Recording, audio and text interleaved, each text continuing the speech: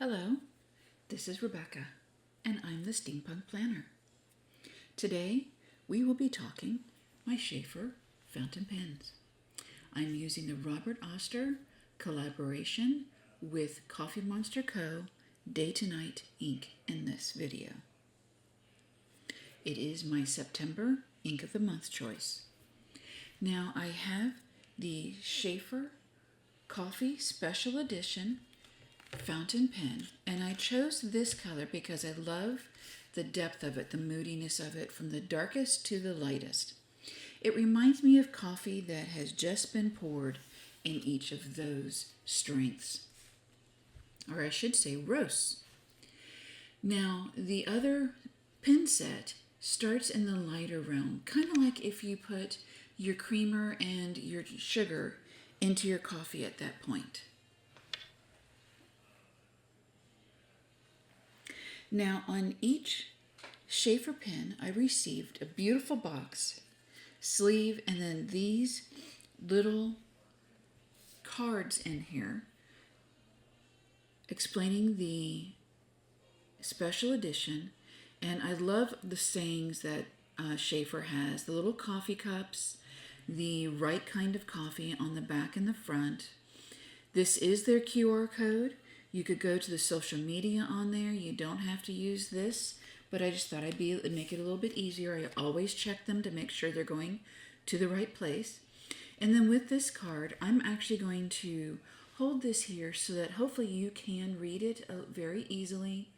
But I'm going to read off the question. Where does one begin to talk about the enduring romance between writing and coffee? Now, I love reading. You saw my Book Bash video from doing the Lexington Legendary Book Bash show. And I'm not a romance person, other than with my husband, of course. But this is true. There is a romance between writing and coffee. So let's get back to the pens. I've gone a little squirrely. In each of the boxes, you will receive 2 cartridges. One is probably black and one is probably black-blue, or they're both black. I'm not sure. I don't use the cartridges. But the Sheaffer book is in there as well. And now that I've run out of room in my fountain pen case, these cases will be perfect for both. I will admit, I purchased these through Sheaffer through Amazon. The reason I did so is I got them the very next day. Both of them have a beautiful rose gold metal, and the coffee cup is in the tip of the lid or cap. And the nib and the fluke, I call it the fluke, I will look it up later to make sure I'm right, are all in the metal rose gold. And then it has a plunger attachment, and for some reason this adapter is what it's called is escaping my head, but we will go on. I always unscrew it from my casing instead of pulling it apart, just in case you've got ink in there, you forgot. It'll make a mess when you pull it apart and stick it back together. So I slowly undo the adapter. I will not be removing the adapter in my medium because I have been using it just in case any ink does spill. While I'm showing this, I'm going to put the tissue down. Sometimes you will get a little bit of leakage on the threading. This was beautiful. You can see in the black see-through barrel that it still has a little bit of ink left. This whole thing was full. Now it is not, except for those little drips. So we will be filling this. And the nib on here does have the M, which is beautiful. And we're going to go ahead and get started with inking.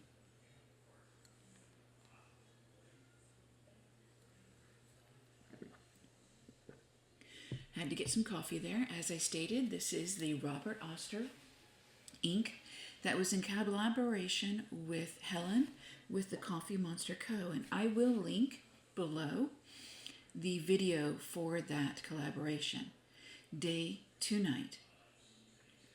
I look forward to getting more Robert Oster inks. I have found that when using them, their color matches their swatch every time. And this is no different, and it's beautiful. So, I'm at this angle so that I can hopefully show you exactly how I do this. You want to submerge the entire nib. I actually will take it to the top of the fluke. Now this bottle, is new. So it doesn't have ink on the rim. I do recommend, if it's a used bottle, to see if you can find some finger cots so that you don't get ink all over your hands. Right now what I'm doing is I am twisting the plunger so it goes all the way down. I'm doing that in the bottle because ink is still in the casing, fluke and nib, and I don't want to spill it all over the place. So it's going back into the bottle so I don't waste the ink. Now I am slowly twisting the plunger the opposite direction, very slowly, so that the ink is drawn up into the casing adapter. So I wipe off any excess that is on. You can see at the very tip that the ink is on that fluke. And I know I said a little bit ago that I'm trying to not waste ink. I have to clean this. There's no other way around it. I have to clean the ink off. Otherwise, it'll get all over me and anything and everything. So that's now cleaned. And I always make sure, you can see that it is full as far as the plunger will go. That is a little bit of air in there. And I understand that you don't want it to go any farther, but I'll tell you about the air in a moment. I made sure that the adapter was secure, and I am screwing this on. Now, I did get out of range, and I do apologize for that, but I want to talk with you about the cartridges. If you're a cartridge lover and not a drawn ink lover, two cartridges could actually fit in here. One at the top that goes into your pen, and one at the bottom which will hold it against your pen. This I found out because the first pen I ever worked with was Cross. And at that time, I never found any adapters. I always had to use cartridges. So that said, we're going to fill my fine one. Now this one has never had ink in it. So I need to prime it. I will not put it in with the plunger all the way up. I will twist it down, releasing the air. Otherwise, I'll be releasing air into my ink, and that's unnecessary. So now that I have it down, I will do the same technique by submerging it, and I will hopefully get my pen, make sure the cap is on, get my fingers out of the way, and I'm going to go ahead also, once I get this settled, and get the box out of the way. I can't move my pen tablet, sorry. But you can see through the barrel now. And priming a pen means you twist it so it comes up, and then you put it back down. You can feel when the ink is pulled into the pen. There is resistance when you're twisting it. Now you don't want to go ahead and immediately just once it pulls, take that first pull in. I pull up and then I plunge down. And every time I twist for the plunger to come up, I will stop when an air bubble starts to form. And then I will twist it back down, putting the plunger back down and the ink back in the bottle. Doing this primes the fountain pen and the whole thing, the adapter, the nib, everything, so that the ink flows properly and we're not fighting the air. If you'll see, I get higher each time I do this until I'm able to fully fill the fountain pen. Now you can see I'm only at the halfway point and I've got a large bubble.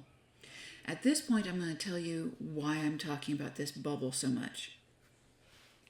When we store our pens, either in our pockets, our purses, on our counter, in a pen holder, most times we store them with the nib or the writing area standing up.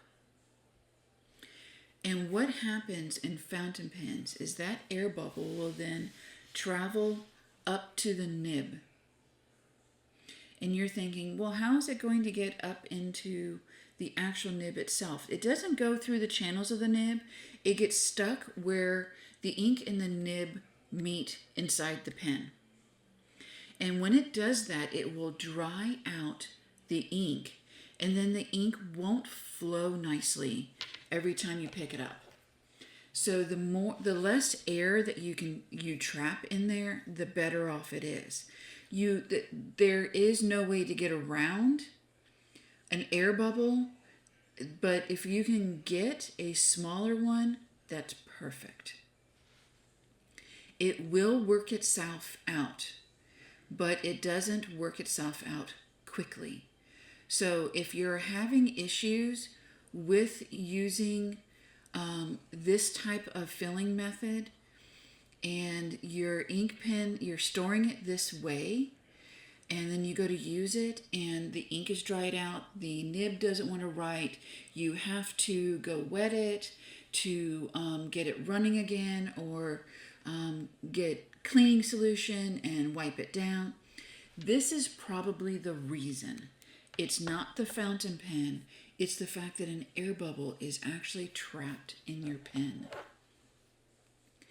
That's another reason also why a lot of people will go to a cartridge than this way of doing it. So let's get to sampling both of these pens. So I have the medium, and I'm going to show you two ways that I use it. I am also writing on this paper. It came from the Tomo River Sterling Ink notebook. And I'm not writing it directly in my book because my book is kind of got a hump in that area, and I kind of would like to have a nice even flow.